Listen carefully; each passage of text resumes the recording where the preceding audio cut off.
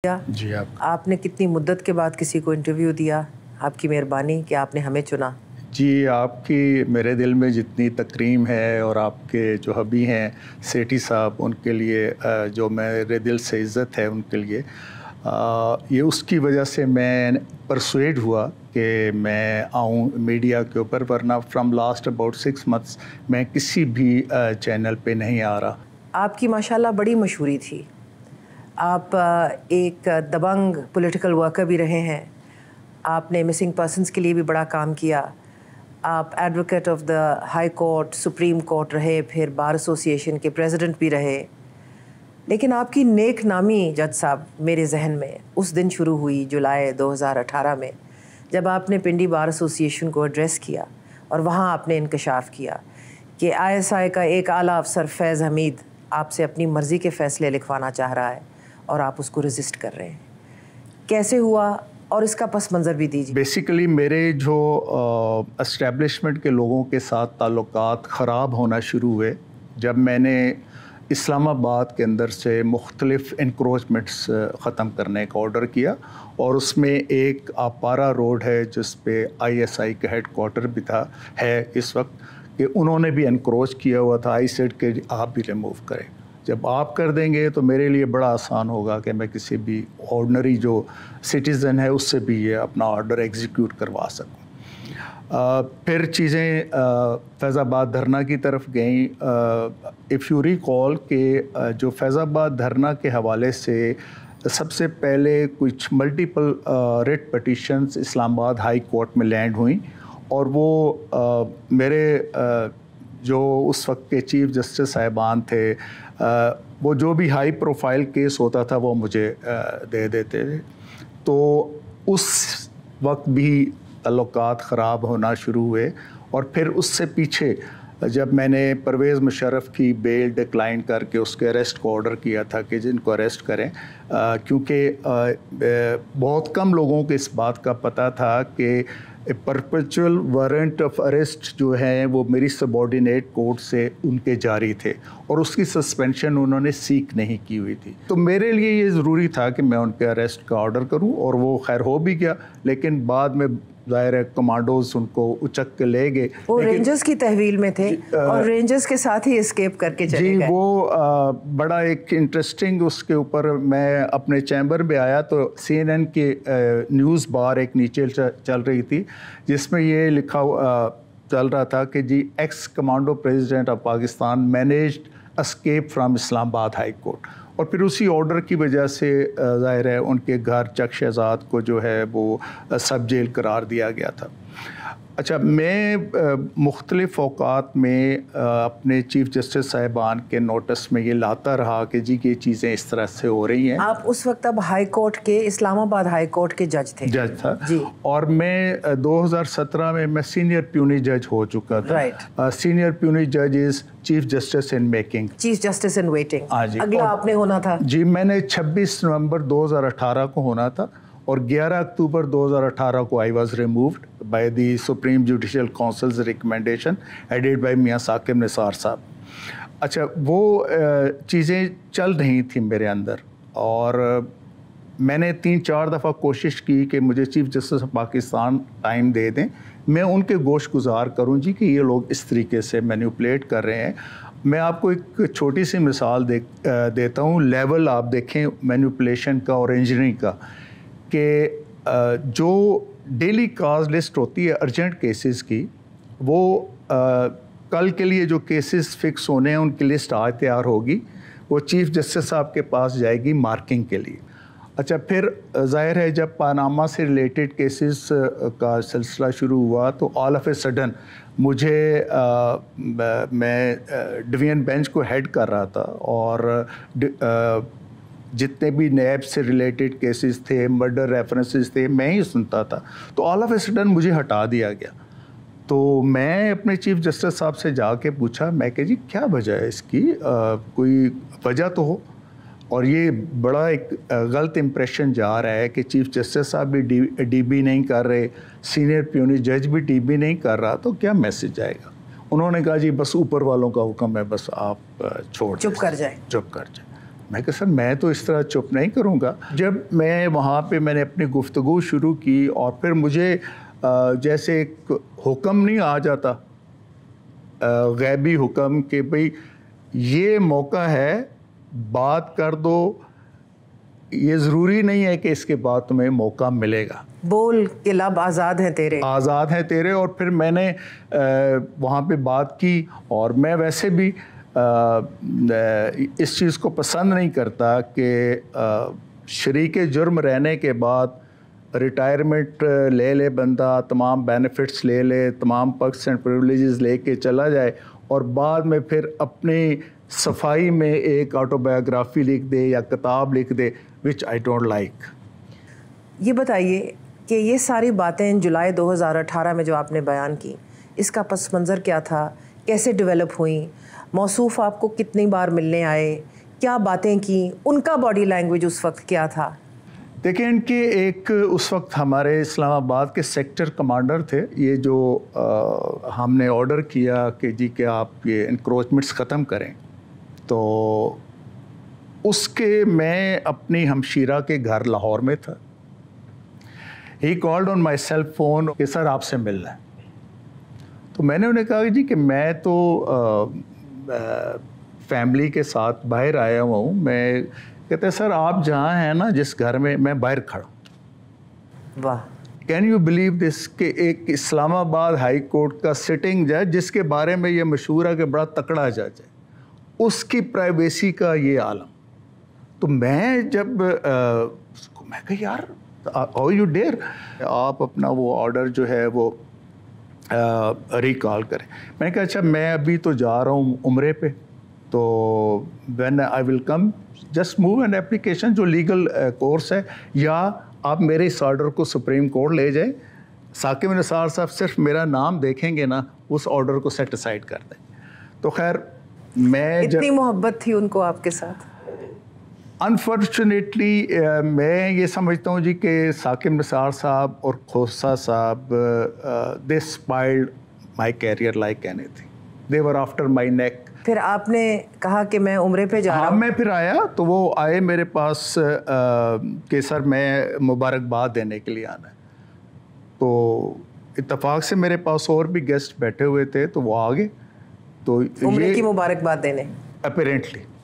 تو پھر انہوں نے ان سب کے سامنے ہی بات کی جی کہ سر وہ دیکھیں یہ ہے وہ ہے ہماری, تو آپ نے یہ آرڈر میں لکھا ہوا ہے کہ ہم نے ایلیگلی اس کو کوپائی کیا ہوا ہے, تو ایسی بات نہیں ہے. میں نے کہا کہ آرڈر آپ کے پاس ہے کسی بھی اتھارٹی کا, وہ دکھا دیں. تو خیر ہی مس بیہیوڈ. اچھا میں نے اسے یہ کہا, میں in your home, in my home, آپ کے گھر, in the presence of my guest. یہ دیکھیں ان لوگوں کا جو ایک طریقہ واردات ہوتا ہے نا, وہ یہ نہیں ہوتا کہ آپ کے ادھر سے اندر آ کے پوچھیں گے جی میں آ جاؤں, باہر سے نہیں پوچھیں گے آپ سے.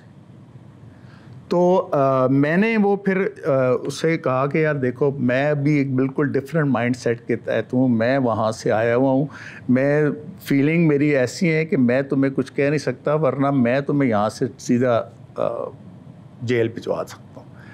تو خیر ہی لیفٹ. دین فیض حمید صاحب کانٹیکٹڈ می کہ جی کہ میں سر وہ آپ کے پاس حاضری لگانی ہے, میں وہ آج کل کے لڑکے ہیں ان کو پتہ نہیں ہے, تو I have been directed by my top Arsalan کے اپالوجی جا کے ٹینڈر کے, میں صرف اس کام کے لیے. تو میں کہا جی چھوڑیں ختم ہوگی. نہیں سر آپ کو پتہ ہے ہمارا ڈسپلن ہے دس اینڈ دیٹ. ٹھیک ہے, آپ کے گھر آئے, میرے گھر آئے, میں نے الاؤ کیا ان کو. میں مطلب یہ کہ میں نے کہا آپ مت آئیں, نہیں میں نے کہا ٹھیک ہے آپ آ جائیں. وہ آئے تو پہلے یہ میرا بیٹا بھی بیٹھا ہوا تھا, ایک تو اور گیسٹ بھی تھے, تو ان کی موجودگی میں کہہ کے تو پھر ان کو کہتے جی کہ آپ لوگ ذرا باہر جائیں, میں نے جج صاحب سے کوئی بات کر. تو مجھے وہ کہتے ہیں کہ سر یہ بتائیں کہ وہ تو بات ہو گئی. تو وہ جو میں نے کہا جی کہ میرے پاس تو ایٹ مائی اون میں کس طرح اپنا آرڈر ریویو کر سکتا ہوں, جو پروسیجر ہے اس کو اڈاپٹ کریں, اور ظاہر ہے یہ تو آپ کو کرنا ہی پڑے گا. ٹھیک ہے, CDA والے اتنے ریلیکٹنٹ تھے کہ وہ ظاہر ہے اس طرف کون رخ کرے. تو ایک دن میں نے CDA کے چیئرمین کو بلا کے کہا کہ کل اگر آپ لوگ وہاں پہ جا کے یہ نہیں کریں گے نا, I will come myself to supervise it. میں وہ جج نہیں ہوں جو ایسا آرڈر پاس کرے جو ایگزیکیوٹ نہ کرا سکے. دمادم مست کے اندر. تو وہ پھر خیر انہوں نے مجھے کہا سر یہ بتائیں کہ یہ جو نیب کورٹ کا کوئی فیصلہ ہوتا ہے تو اس پہ پھر کیا پروسیجر ہوتا ہے ہائی کورٹ میں؟ صدقے جاواں ویری انوسینٹ اینے بولے سن. تو میں نے کہا جی کس کیس کا آپ پوچھنا چاہ رہے ہیں؟ کہتے سر وہی وہ PM والا کیس. میں کہا جی اس کی تو ابھی ڈیٹ کافی آگے ہے, ابھی تو اس کا ڈیسیژن نہیں ہوا تو آپ ابھی سے کیوں؟ کہتے نہیں سر ڈیسیژن تو ہو چکا ہے, صرف اب کوانٹم آف سینٹینس کے اوپر بات چل رہی ہے. تو آپ نے نہیں پوچھا کس کورٹ میں ہوا ہے یہ ڈیسیژن؟ اچھا میرے لیے ظاہر ہے یہ بڑی it was like a slap on my face as well, کیونکہ میں ایک جوڈیشل آفیسر, بالکل میری کورٹ کے حوالے سے اگر سبارڈینیٹ کورٹ کے حوالے سے کوئی اس طرح کی بات کرے تو میں نے کہا جی کہ آپ آر یو شور کہ آپ کیا کہتے ہیں؟ ہاں سر ہم نے کر لیا ہوا سب کچھ, تو اب یہ ہے. تو میں کہا جی اگر آپ کو اتنا ہی پتہ ہے, آپ نے اس لیول تک جا کے آپ نے کر لیا ہے, تو آپ کو تو یہ بھی پتہ ہوگا کہ ہائی کورٹ میں پھر کیا پروسیجر ہوتا ہے. کہتا ہے سر آئی ول بی ویری اسٹریٹ, مجھے یہ بتائیں کہ اگر یہ نواز شریف صاحب اور مریم نواز کے کیسز آپ کے پاس آئیں گے تو آپ کیا کریں گے؟ میں کہ میں اس سوال کا جواب تو خیر آپ کو بعد میں دوں گا, پہلے تو مجھے آپ یہ بتائیں کہ آپ نے مجھے ڈویژن بینچ سے ہٹوایا کیوں؟ بالکل. تو اب ظاہر ہے یہ کیسز ڈویژن بینچ کے پاس ہی لگنے, اب کیا ایسی چیز آ گئی ہے؟ تو وہ کہتے ہیں سر بات یہ ہے کہ جو ہماری لیگل ٹیم تھی اس کا یہ ایک کنسیڈرڈ ویو تھا کہ جی کہ اسلام آباد ہائی کورٹ میں جسٹس شوکت عزیز صدیقی ایک ایسا جج ہے جو کرمنل سائڈ کے کام کو اچھی طرح سمجھتے ہیں اور سمبٹ پرو ڈیفینس بھی ہیں, میک شور کہ ان کے پاس کیس نہ لگے. تو پھر ہم نے آپ کے بڑے صاحب سے بات کی, انہوں نے آپ کے چھوٹے صاحب کو کہا, اس طرح آپ کو اس میں سے ہٹا دیا گیا. تو میں نے کہا جی اب کیا آپ کو ضرورت میری پڑ گئی؟ تو کہتے سر اب ہماری جو ٹاپ براس ہے اس کا یہ خیال ہے کہ اگر ان پروسیڈنگز کو کوئی کریڈنس اٹیچ کروانی ہے تو ان کو اس ڈویژن بینچ میں شامل کرنا. اللہ دی شان. تو آپ کی ضرورت پڑی گئی پھر. تو میں نے کہا بات یہ ہے صاحب, تو پہلی تو بات یہ ہے کہ آپ کو ان معاملات میں انوالو نہیں ہونا چاہیے. بے شک. ٹھیک ہے, بے شک. اور سیکنڈلی یہ کہ میں تو آپ کو بتاؤں کہ میں بڑی ایک کھلے ذہن کا آدمی ہوں کہ کسی کی دنیا اور بنانے یا بگاڑنے کے لیے میں اپنی عاقبت نہیں خراب کر سکتا. بے شک. اس پہ پھر اس نے کہا تھا سر اس طرح تو ہماری 2 سال کی محنت ضائع چلی. یہ مشہور الفاظ جی مشہور اس وقت کہے کہ اس پہ تو ہمارے 2 سال کی محنت ضائع چلی جائے گی. تو میں نے کہا پھر آپ نے غلط محنت کی, آپ کو اس طرح نہیں کرنی چاہیے. پھر کہتے سر دیکھیں نا ابھی ایسے کرتے ہیں کہ ہم سپٹمبر میں آپ کو چیف جسٹس بنوا دیتے ہیں ایکٹنگ, تو پھر نومبر میں آپ ایسے ہی ہو جائیں گے. تو میں نے انہیں کہا, میں کہا جنرل صاحب بات یہ ہے, یہ تو چیف جسٹس اسلام آباد ہائی کورٹ کی آپ مجھے 2 مہینے کا ایک انسینٹیو دے رہے ہیں.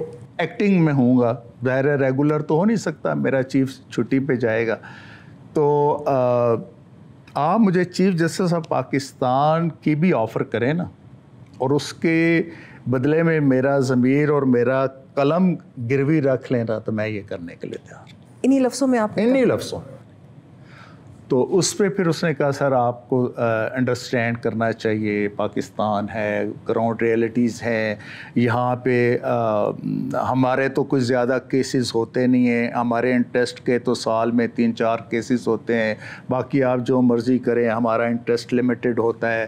نہیں، 2 انٹرسٹ ہے نا، ایک ریئل اسٹیٹ ہے اور دوسرا ہے سیاسی انجینئرنگ. اس کے چند دنوں بعد ہی اگین کیم ٹو می، مجھے کہتے ہیں سر کہ آپ پکے میری نوکری کے پیچھے پڑ گئے. میں کہ جی میں آپ کی نوکری؟ کہتے ہیں مجھے باجوہ صاحب نے بلایا تھا، مائی باس، اور انہوں نے مجھے کہا کہ تم سے ایک ہائی کورٹ کا جج نہیں ڈیل ہو رہا، تو یہ کیا ہو رہا ہے؟ تو سر یہ دیکھے نا، تو میں تو 2 دن پہلے آپ سے آنا تھا، میں چلا گیا کراچی، وہاں میں MQM والوں کے کوئی اسکرو ٹائٹ کرنے تھے تو میں ادھر گیا، تو ہی وڈ انہی لفظوں میں، ہاں بالکل، he would say in so many words very candidly، اور کوئی وہ اس میں پرائڈ فیل کرتا تھا کہ میں جتنے بھی انلیگل اور انکانسٹیٹیوشنل کام کر رہا ہوں، یہ اس میں شاید میرا کوئی پرائڈ ہے اور میں بڑا اس کے جج کے سامنے میں مارکا مار رہا ہوں. تو آپ کے ساتھ پٹھاری میں بات کر رہے تھے؟ نہیں، اردو میں، یہ اردو میں ہی بات کرتے ہیں، کیونکہ آپ بھی تو پٹھوار کے رہنے والے اور وہ بھی پٹھوار کے رہنے والے. جی جی. آپ نے دوسری دفعہ ان کو اپنے گھر آنے کی اجازت کیوں دی جج صاحب؟ کہ میرے بچے باہر جاتے ہیں، میری بچی یونیورسٹی پڑھنے کے لیے جاتی ہے. مجھے سب معلوم ہے، آپ کو ہمیں سب اندازہ ہے. اور پھر یہ کہ مجھے جنہوں نے پروٹیکٹ کرنا ہے، ظاہر ہے میرے انسٹیٹیوشن نے مجھے پروٹیکٹ کرنا ہے، اور میرے انسٹیٹیوشن کے جو بڑے ہیں میرے پیرز، وہ کہتے ہیں اس میں 2 مارنی ہے جس دن وہ 4 مارو، اسی ودے کو بڑے تانگ، یہ ساری گل نہیں سنتا. تو ان کی بھی سپورٹ نہیں تھی آپ کو حاصل؟ نہیں تھی. اور پھر معاشرہ جو ہے it's the law of the jungle، جو مرضی کر لیں. تو مجھے اس لیے یہ تھا کہ یار یہ تو مجھ سے تو خود، میرے پاس تو خود پوچھ کے اجازت لے کے کم از کم آ رہے ہیں نا، تو ہمارے بڑوں کے پاس تو یہ بغیر اجازت کے چلے جاتے ہیں. Let's take a break. Welcome back. کچھ انہوں نے تھوڑا سا آپ کو یہ بھی بتایا ہوگا کہ اگر آپ نہیں مانیں گے تو کیا ہوگا؟ اس میں دیکھیں اسی طرح وہ بات کی، دیکھیں سر ایک انڈرسٹینڈنگ کے ساتھ چلیں گے تو آپ کے لیے بھی، آپ کے بچوں کے لیے بھی، سب کے لیے بھی اچھا ہوگا. مطلب بیسیکلی وہ میسیج یہ تھا کہ ہمیں پتہ ہے کہ آپ کے بچے کیا کرتے ہیں، ہمیں پتہ ہے آپ کی بچی کس یونیورسٹی میں جاتی ہے، ہمیں پتہ ہے آپ کا بیک گراؤنڈ کیا ہے، you are from a very humble background, آپ کی کوئی اربن ایریا میں پراپرٹی نہیں ہے، کچھ نہیں ہے، تو اگر آپ ہمارے ساتھ مل کے چلیں گے تو آپ کو بہت فوائد ہوں گے. اس کے بعد کیا ہوا جج صاحب؟ ایک اس وقت کے وہ اس وقت ان کے بڑے ڈارلنگ تھے جمشید دستی صاحب. جی بالکل. ایک انہوں نے میرے خلاف ریفرنس فائل کیا تھا، اور ایک کلثوم خالق ایڈوکیٹ تھی، انہوں نے فائل کیا تھا، اور ایک میرے اوپر اور ریفرنس فائل کروایا گیا تھا، فرمائشی ریفرنس تھا کہ میں جس سرکاری گھر میں رہ رہا تھا وہ 1967 میں اس کی کنسٹرکشن ہوئی تھی. جی ہم واقف ہیں اس چیز سے کہ جی آپ نے اس کی ریفربشمنٹ کے اوپر بہت کثیر رقم لگا دی جی، اور یہ آپ نے بڑا ظلم کیا پبلک ایکسچیکر کے ساتھ. اچھا. اور ہم آپ کو اس چیز پہ نہیں معاف کر سکتے. اس سائڈ سے میرے پیرز کی طرف سے ان کو یہ انڈرسٹینڈنگ دی گئی کہ اس دے سانو کچھ کرنے دی ضرورت ہی نہیں، اسی ادھے چیز نو رگڑ دیا گے سرکاری گھر والے. اس پہ اس سے پہلے اسی گھر میں سعید مہدی صاحب رہا کرتے تھے، principal secretary to the prime minister Nawaz Sharif صاحب کے زمانے میں. تو ان کا بیٹا عامر علی احمد جو ایک دن مجھے ملنے کے لیے آیا، اس وقت وہ DC تھا اسلام آباد کا، کہتے ہیں سر یہ 9 کمرے جو آپ کے اوپر الیج کیا گیا ہے کہ آپ نے 9 کمرے بنوائے ہیں، وہ ہمیں بتائیں کون سے 9 کمرے ہیں. میں کہ یار I couldn't find myself کہ میں نے کون سے 9 کمرے بنوائے.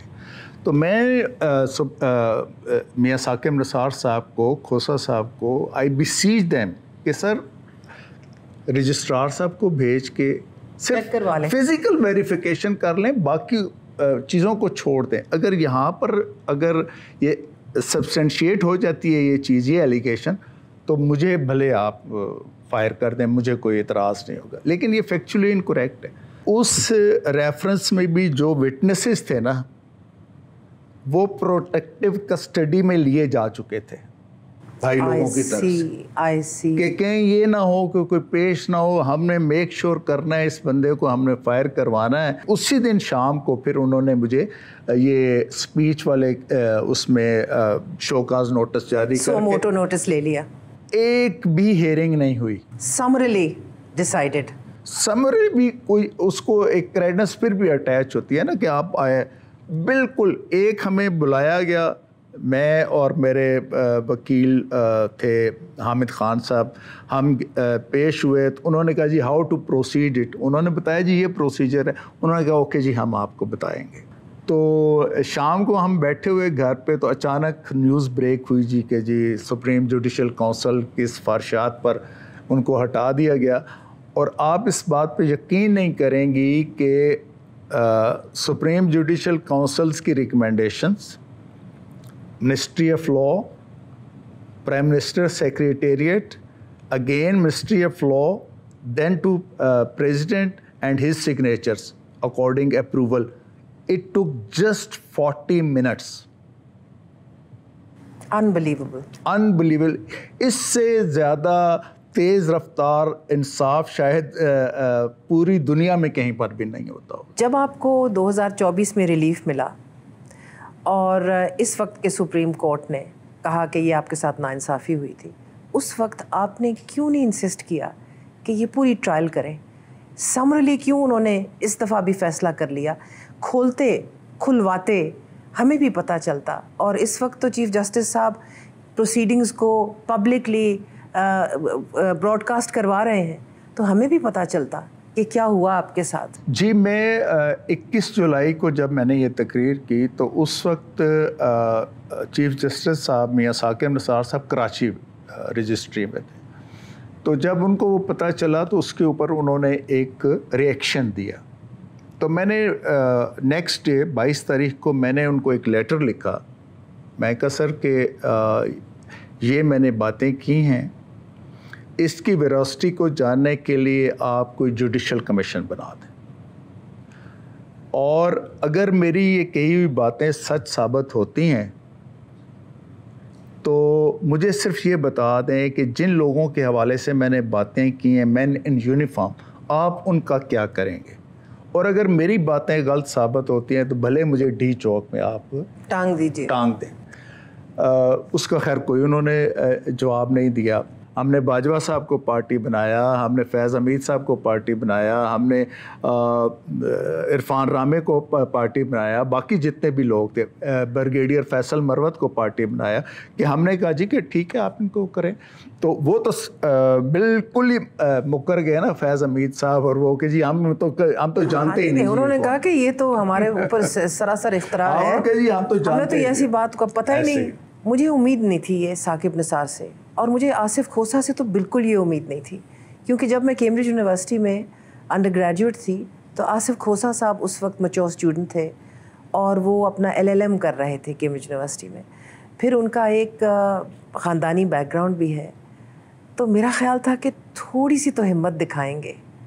کیا ہوا ان دونوں کو؟ میری اپنی فیلنگ ہے کہ ثاقب نثار صاحب اور آصف سعید کھوسہ صاحب, ان کو سم ہاؤ یہ ایک میں سمجھتا ہوں کہ ایک ان کے مس کنسیپشن انکلکیٹ کر گئی ان کے ذہن میں کہ شاید میں کوئی افتخار چودھری صاحب کا بلو آئیڈ ہوں. انہوں نے کہا اچھا یہ اگر بلو آئیڈ ہے نا تو اب ہماری باری آنے تو ہم اس سے پھر نپٹیں گے, اور انہوں نے نپٹا. بڑے شاید ان کا یہ بھی خیال تھا کہ جو پروجیکٹ عمران خان ہے وہ 10 سال چلے گا اور ہم ریٹائر بھی ہو جائیں گے تو موج لگی رہے گی, اور ان میں شاید اتنی ہمت ہی نہیں تھی کہ وہ آقاؤں کو آنکھوں میں آنکھیں ڈال کے کہہ سکتے اناف از اناف. جی میں آپ سے بالکل 100% اتفاق کرتا ہوں. میں تو جہاں پر بھی جاتا ہوں نا تو میں خود بھی ڈرائیو کر کے چلا جاتا ہوں, اور جو میرے اس اوسٹر میں انوالو تھے ود میلافائڈ انٹینٹ, وہ 4 گارڈز کے ساتھ بھی کسی جگہ نہیں جا سکتے. جج صاحب معاف کیجئے,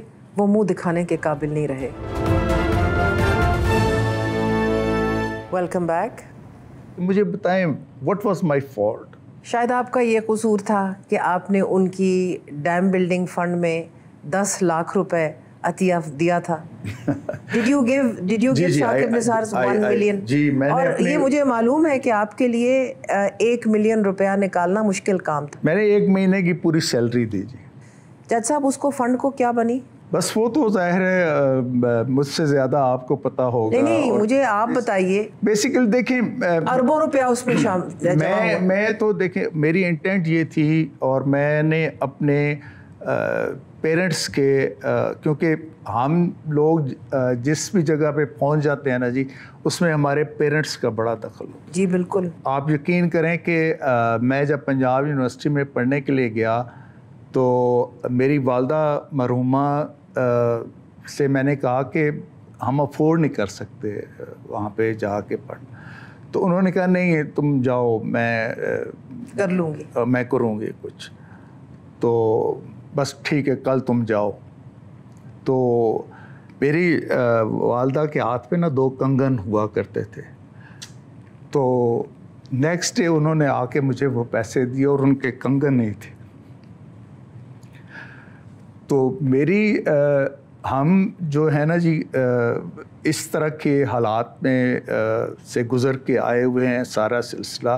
اور آپ یقین کریں کہ عرفان صدیقی صاحب نے مجھے ڈانٹا تھا کہ کرندگی لوڑ سی تنو کہ ہم ہمبل بیک گراؤنڈ کے لوگ ہیں, بڑی مشکل سے ہم کسی جگہ پہ پہنچتے ہیں, تمہیں ہیروئکس کرنے کی کیا ضرورت ہے.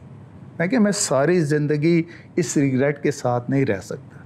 کہتے ہیں بس ٹھیک ہے, پھر ٹھیک کیا, اب جو کیا ہے اس پہ کھڑے ہو جائیں. بڑے فخر کی بات ہے الحمدللہ. اور یہ بھی فخر کی بات ہے کہ اتنی طویل پریکٹس کے باوجود, اسلام آباد ہائی کورٹ کی ججی کے باوجود, ان سب چیزوں کے باوجود آپ کے پاس اس وقت اربن پراپرٹی کوئی نہیں, اسلام آباد میں آپ کے پاس گھر نہیں, آپ ابھی بھی اپنے آبائی گاؤں میں رہتے ہیں جو اسلام آباد کے قریب ہے.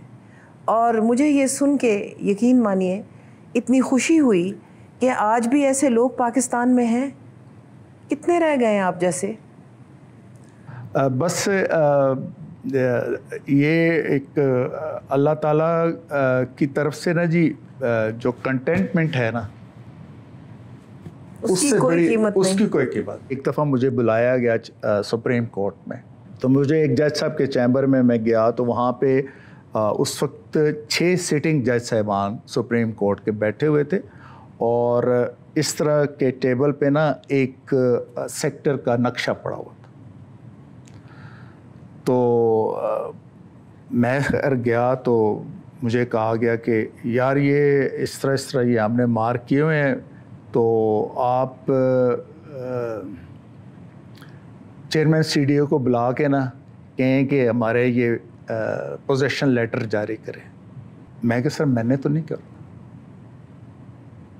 تو ایک دم سب نے نا میری طرف دیکھا, چونک گئے, یہ کیا بات.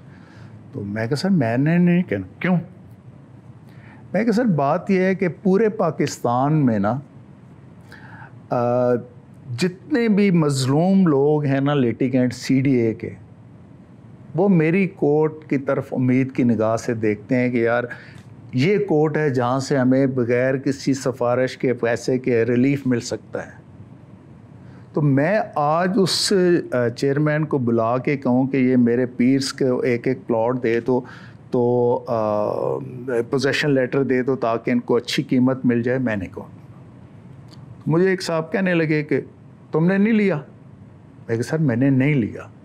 اور آپ حیران ہوں گی وہ دوسرا پلاٹ تھا ان کا. تو میں نے کہا سر تم نے نہیں لیا؟ میں کہا نہیں سر میں نے نہیں لیا.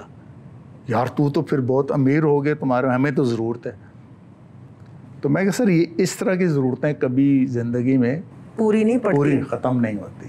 ہم نے دیکھا حال ہی میں فوج کی اعلیٰ قیادت نے اپنے ہی رینک سے اکاؤنٹیبلٹی شروع کی, اور یہ بڑی خوش آئند بات ہے کہ انہوں نے اپنے رینکس میں اکاؤنٹیبلٹی کی ہے. کیا ججز اپنے رینکس میں اکاؤنٹیبلٹی نہیں کر سکتے؟ جی بالکل کر سکتے ہیں, اور ججز کی تو اکاؤنٹیبلٹی سب سے زیادہ ہونی چاہیے. تو میں تو امید کرتی ہوں, قاضی فائز عیسیٰ صاحب کا بڑا نام ہے اور یہ بھی بڑے دبنگ جج ہیں, تو کیا یہ اپنے پریڈیسیسرز کی اکاؤنٹیبلٹی نہیں کر سکتے؟ قاضی فائز عیسیٰ صاحب تک جو پوزیشن ہے وہ اس طرح سے ہے کہ ان کے اپنے ساتھی ججز بھی جو ہے وہ نہیں چاہتے جو قاضی صاحب چاہتے ہیں. کم از کم اس چیز کی تو اکاؤنٹیبلٹی ہونی چاہیے نا کہ 2 سپریم کورٹ کے chief justices one after the other, the way they treated a جج آف دا اسلام آباد ہائی کورٹ, باقی ججز کو اس چیز پہ تو اتفاق ہونا چاہیے کہ کل آپ کے ساتھ ہوئی, آنے والی کل میں ان کے ساتھ بھی ہو سکتی ہے, تو کم از کم اس کے اوپر تو بات کریں. جب میرے اس کیس کی ججمنٹ آ گئی 22 مارچ 2024 کو, تو اس کے بعد ظاہر ہے کہ اسلام آباد ہائی کورٹ کے 6 جج صاحبان نے اپنی ایک لیٹر لکھا اور اس میں بنیاد انہوں نے میری ہی اس ججمنٹ کو بھی بنایا اور میرے اس اسٹانس کو بھی بنایا. یہ علیحدہ بات ہے کہ جب آئی واز اسٹرگلنگ تو اس وقت میرے ساتھ کوئی کھڑا نہیں ہوا, اور مجھے اس چیز کا بہت زیادہ دکھ ہے کہ جب میرے 2 بچوں کی شادی ہوئی تو ان جج صاحبان میں سے لوگ وہ ریسیپشن پہ کھڑے ہوئے تھے, لیکن جب میری بیٹی کی شادی ہوئی اور پھر ان میں سے کوئی نہیں آیا. بائی دیٹ ٹائم میں ظاہر ہے ریموو ہو چکا تھا, زیر عتاب تھے آپ. تو آپ کی وساطت سے آج بھی موجودہ جو لیڈرشپ ہے آرمی کی, ان کو یہ بات کہتا ہوں کہ اگر میری جو میں نے ڈسکلوئرز کیے اگر وہ فالس ثابت ہوں, ہینگ می, لیکن اگر وہ صحیح ثابت ہوں تو جتنا بھی اس وقت وہ جتنے لوگ اس ریسپانسیبل تھے مختلف ڈپارٹمنٹس کے اداروں کے, ان کے بارے میں پھر آپ کیا کریں گے؟ اب پوسٹ ریٹائرمنٹ ایرا پہ تو آپ جا رہے ہیں, پری ریٹائرمنٹ جو ایرا ہے اس پہ کیوں نہیں جا رہے؟ آپ کے ٹورمنٹر جو تھے وہ عموماً کہا کرتے تھے آئی واز فالوئنگ آرڈرز. جی. تو اب موجودہ قیادت کو پوچھنا چاہیے کہ پری ریٹائرمنٹ کون سے آرڈرز تھے, اور جسٹس شوکت صدیقی کے گھر کس نے بھیجا تھا, اور کون تمہارا حامی تھا اس وقت. یہ آپ بالکل صحیح فرما رہے ہیں, یہ ہونا چاہیے. آپ سے میں یہ پوچھوں گی کہ آپ نے بڑی دلیری سے مسنگ پرسنز کے کیسز لیے مشرف کے زمانے میں, کبھی آپ نے بلوچ نیشنلسٹ کے کیسز نہیں لیے, کبھی آپ نے پشتون نیشنلسٹ کے کیسز نہیں لیے, کیوں نہیں لیے جج صاحب؟ نہیں, میرے پاس تو بلوچوں کے بھی کیسز تھے, پشتونوں کے بھی کیسز تھے میرے پاس. جب آپ ایڈوکیٹ تھے, میں اس کی بات اسی کی بات کروں. میرے پاس تو سارا جو سورس تھا وہ آمنہ مسعود جنجوعہ تھیں. جی. ان کا چونکہ پرسنل بھی ایک ظاہر ان کے ہسبینڈ کا وہ ایشو ہوا تھا, اور پھر ان کے ذریعے سے ہمیں میرے پاس ابھی بھی وہ پٹیشنز پڑی ہوئی ہیں, اور میں نے بہت سے لوگوں کو جو ہے وہ الحمدللہ میں یہ سمجھتا ہوں کہ ہماری ایفرٹس کی وجہ سے وہ لوگ ریکور بھی ہوئے. اچھا, یہ بات عام فہم نہیں ہے. آپ کے بارے میں جو بات سنی جاتی ہے وہ یہی ہے کہ آپ وہ جو اسلامی نظریہ رکھنے والے جد و جہد کرنے والے لوگ تھے, جب وہ ڈسپیئر ہوتے تھے تو آپ ان کی مسنگ پرسنز کا زیادہ نوٹس لیتے تھے. نہیں ایسے بجائے آج بھی اگر آپ بھگتی فیملی کے بہت سے لوگ ہیں, آج بھی اگر آپ ان سے رابطہ کریں نا, انہیں کہیں کہ آپ کے کیسز کون کرتا رہا ہے, تو وہ آپ کو میرا نام بتائیں گے. اتنا کچھ سہنے کے بعد, اتنے کرب سے گزرنے کے بعد, اور پھر ونڈیکیٹ ہونے کے بعد کہ آپ کی زندگی میں ماشاءاللہ آپ کے بچوں کے سامنے, آپ کے پیئرز کے سامنے, آپ کے دوستوں کے سامنے, اور آپ کے ان ٹورمنٹرز کے سامنے وہ دن آ گیا کہ آپ سچے ثابت ہوئے, اور جنہوں نے آپ کے ساتھ ظلم کیا تھا وہ آج کٹہرے میں کھڑے ہوئے. تھوڑی سی لائٹ بات بھی کر لیں. جی. اتنی باتیں ہم نے گمبھیر قسم کی کر لیں. ماشاءاللہ میری بھابیاں کتنی ہیں یہ آج بتا دیں ہمیں. 2 ہیں جی الحمدللہ. اچھا, فی الحال کافی نہیں. بیٹا میرا سامنے بیٹھا ہوا ہے, آپ نے بڑا ڈیلیکیٹ کوسچن پوچھ لیا. 2 بھابیاں کیسے ہو گئی ہماری؟ بس اللہ کی دین ہے جی. کتنے بچے ہیں ماشاءاللہ؟ میرے جی الحمدللہ 2 بیٹے ہیں 2 بیٹیاں. اور دونوں بیویوں میں سے ہیں اولاد؟ جی. اچھا, بچے پڑھے لکھے ماشاءاللہ آپ نے بتایا؟ میرے الحمدللہ 2 بیٹے دونوں لائر ہیں, میرے ساتھ ایسوسیٹ ہیں. بیٹی میری نے ماس کمیونیکیشنز میں کیا ہوا ہے, بڑی بیٹی, اور چھوٹی جو ہے وہ اسکول گوئنگ ہے. ابھی بہت چھوٹی ہے. جی. جج صاحب ہم آپ کی رسپیکٹ کرتے ہیں. آپ ماشاءاللہ بڑے دلیر جج ہیں. آپ نے اپنے اصولوں پہ قائم رہ کے زندگی گزاری ہے, اور خوشی بہت ہے کہ آپ نے اس غریب ملک کو لوٹا نہیں, جس طرح معاف کیجئے آپ کے بہت سے پیئرز نے لوٹا اور جائیدادیں بنائیں, آپ ان میں سے نہیں. لیکن کیا کوئی ایسی چیز ہے جس کے اوپر آپ کو ریگریٹ ہو, جس کے بارے میں آپ سوچتے ہوں, جو آپ اپنے آپ میں بدلنا چاہیں؟ دیکھیے, میں تو جس طرح پہلے میں نے آپ کو کہا نا کہ الحمدللہ علی کل حال, کہ ہر حال میں اللہ کا شکر ہے. پہلی تو بات یہ ہے.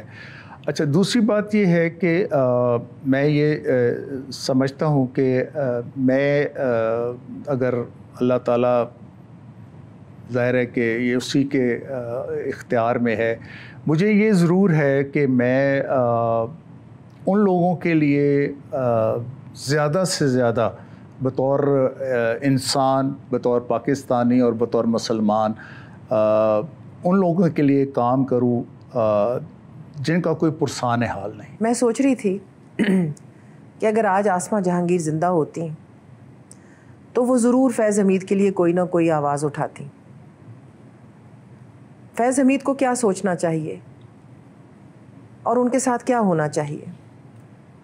دیکھیں, فیض حمید صاحب کو یہ سوچنا چاہیے کہ دیکھیں, جو بھی اتھارٹی ہے نا, یہ پرماننٹ نہیں ہے. جس طرح انسان کی جوانی جو ہے وہ ادھیڑ عمری میں بڑھاپے کی طرف جاتی ہے, اسی طرح جو بھی اختیار ہے, جو بھی اتھارٹی ہے, یہ بھی ساتھ ساتھ کم ہوتے جاتے ہیں. بندے کو محسوس ضرور ہوتا ہے وہ, لیکن یہ ضرور سوچنا چاہیے کہ میں آج جو کر رہا ہوں, میں نے کل اس کو اپنے اللہ کو اس کا جواب دینا ہے.